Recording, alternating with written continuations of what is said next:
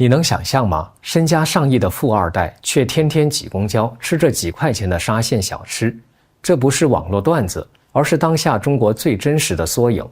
经济寒潮席卷全国，连御用学者都忍不住放话，暗示中共政权要出事。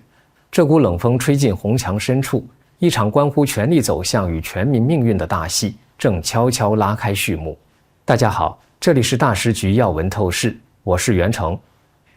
提到富二代，你脑中浮现的是什么画面？是开着跑车夜夜笙歌，还是满身名牌环游世界？最近，一个江苏的年轻人叫文涛，在网上火了。他被称为县级顶级富二代，他家住上千万的独栋别墅，车库里停着好几辆豪车，但他的日常却是吃沙县小吃，坐公交车，家里还用着父母结婚时买的旧风扇。他自己都开玩笑说，怀疑自己算不算得上顶级富二代。这不是一个简单的炫富或哭穷的故事，文涛和他家庭的选择其实像一面镜子，折射出中国正在发生的一场深刻且剧烈的变化。他的父亲靠着房地产的黄金10年，从一个装修工人打拼到身家过亿，但现在他们不再想着如何把事业做大，而是进入了半退休状态，靠收租过日子。他们的核心思想从创业变成了守业。为什么？因为他们敏锐地感觉到时代的潮水正在退去。文涛一家的感受不是错觉，让我们来看一组冰冷的数据，你就能明白这股寒气有多重。就在最近，各大房地产公司陆续公布了上半年的业绩预告，情况只能用惨不忍睹来形容。曾经的地产龙头万科预计亏损高达100到120亿人民币。要知道，今年年初，深圳国资委为了救万科，又是换帅又是输血，砸了超过210亿进去。结果呢，亏损反而比去年更严重了。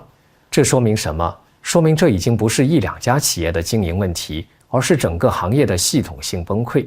国家的钱砸进去，就像扔进了无底洞。根据克而瑞的数据，今年前7个月，百强房企的销售额同比下降了 12.5%，7月单月的跌幅更是扩大到 24.3%。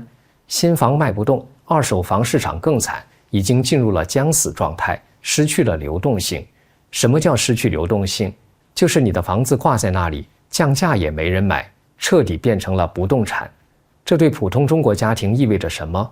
经济学家向松作和社科院的张小晶都提到了一个关键数字：中国老百姓60%到70%的财富都绑在房子上。现在房价暴跌，等于是大部分家庭的财富在急剧缩水。财富缩水的不只是中产，胡润研究院的报告显示，中国拥有1000万资产的高净值家庭和1亿元资产的超高净值家庭数量已经连续2年下降。光是去年就有大约2万个小目标家庭，也就是1元户消失了。所以你看，从县城富二代开始踩刹车，到地产巨头流血不止，再到全民财富缩水，这条线索非常清晰。中国经济的火车头房地产已经熄火了，而这带来的连锁反应正在冲击着社会的每一个角落。当经济下行，大家手里都没钱，工作也难找的时候，社会的气氛就会变得很紧张。经济上的困境必然会传导到政治层面。最近，从天水儿童铅中毒到杭州居民喝粪水，再到闹到沸沸扬扬的亮正解事件，民怨可以说已经积压到了临界点。大家对公权力的滥用，对社会不公的愤怒，几乎是前所未有。就在这个时候，一篇体制内学者的演讲突然在网上被翻出来热传。这个人叫翟东升，是人民大学的教授，算是个御用经济学家。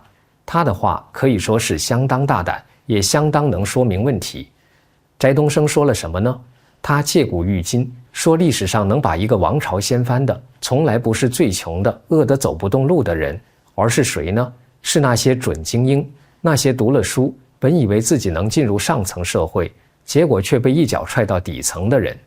他举例说，历史上造反成功的很多都是落地秀才、成功的商人和落魄的王公贵族。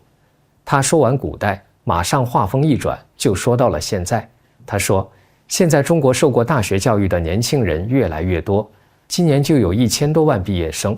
结果呢，国家一个双减政策搞垮了教培行业，几百万人失业，一个规范资本打击了互联网平台，又一批程序员失业。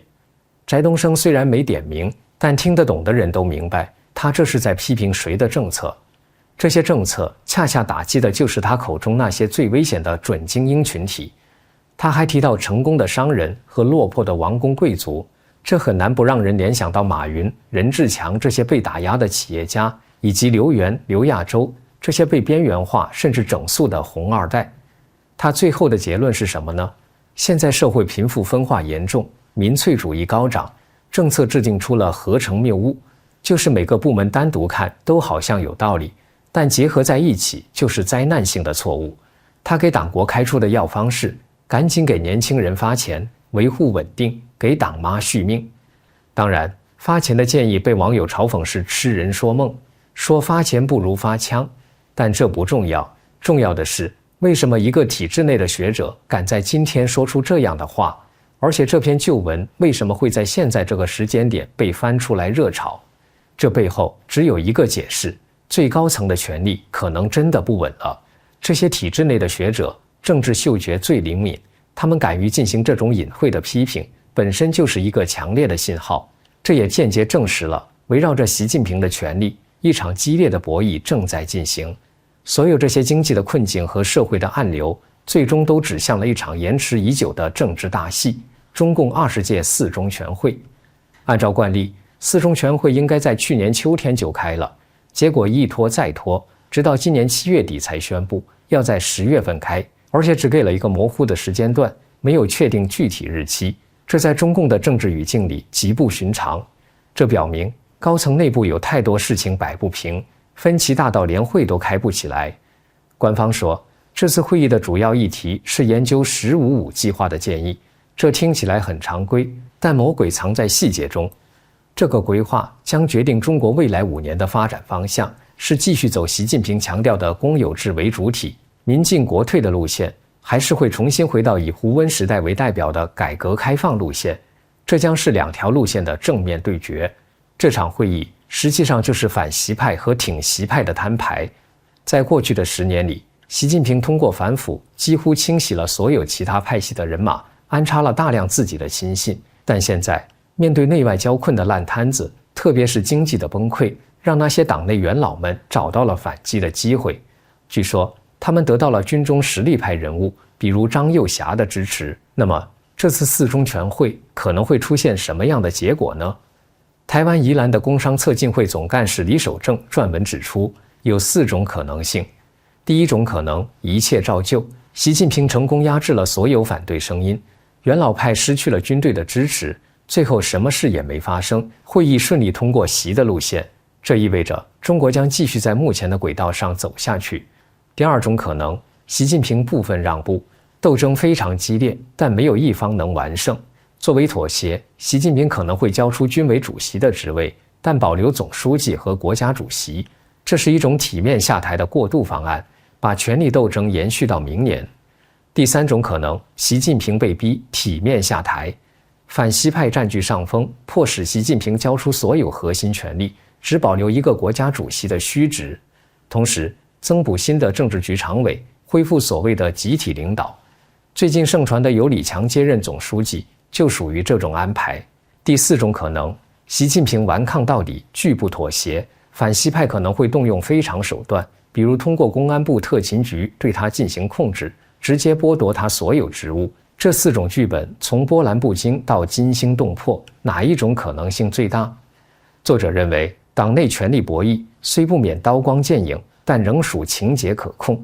反习元老派也必须考虑到，习近平执政10多年，从中央到地方遍布他的人马，如果一步到位把他拿下，很可能会引发巨大的政治动荡，这个摊子谁也收拾不了。